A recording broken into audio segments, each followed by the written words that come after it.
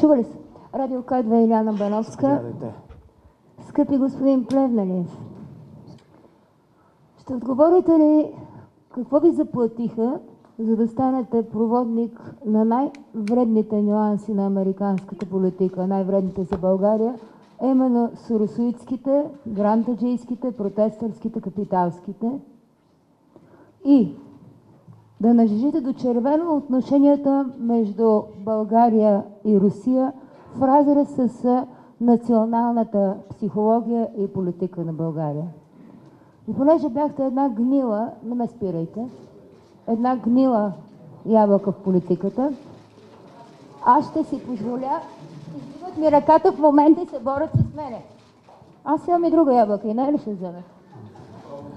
Ще си позволя, господин президент, и мисля, че ще ми позволите и вие, вземат ябълката.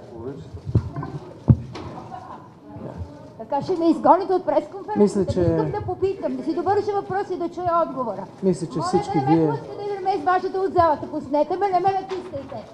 Господин президент, ще отговорите ли? Каква беше цената?